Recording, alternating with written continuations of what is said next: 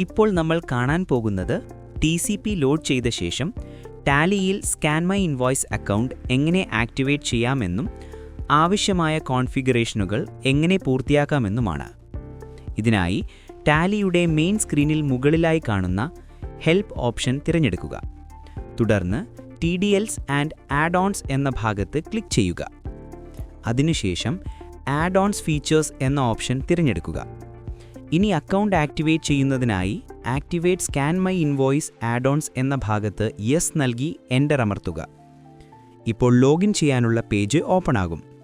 ഇതിൽ നിങ്ങളുടെ യൂസർ നെയിമും പാസ്വേഡും എൻ്റർ ചെയ്യണം. ഈ വിവരങ്ങൾ മുൻപേ തന്നെ നിങ്ങളുടെ ഇമെയിലിലേക്ക് അയച്ചിട്ടുണ്ട്. അത് കോപ്പി ചെയ്ത് ഇവിടെ പേസ്റ്റ് ചെയ്യുക, എന്നിട്ട് എൻ്റർ അടിക്കുക.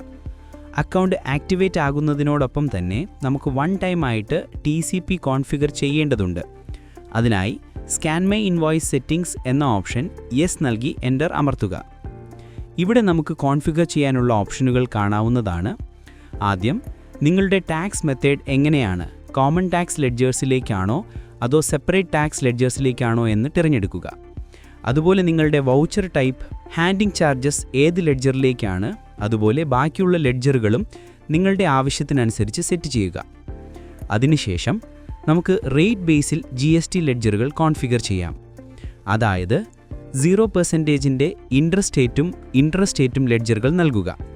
കൂടാതെ IGST, CGST, SGST തുടങ്ങിയ ലെഡ്ജറുകളും റേറ്റ് ബേസിൽ കോൺഫിഗർ ചെയ്യുക.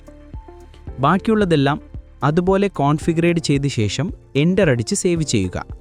അവസാനമായി വൗച്ചർ നമ്പർ മാനുവൽ വേണോ ഓട്ടോമാറ്റിക് വേണോ എന്ന് സെലക്ട് ചെയ്യാം. ശേഷം Ctrl+A അമർത്തി നമുക്ക് ഈ സെറ്റിംഗ്സ് കോൺഫിഗർ ചെയ്യാം.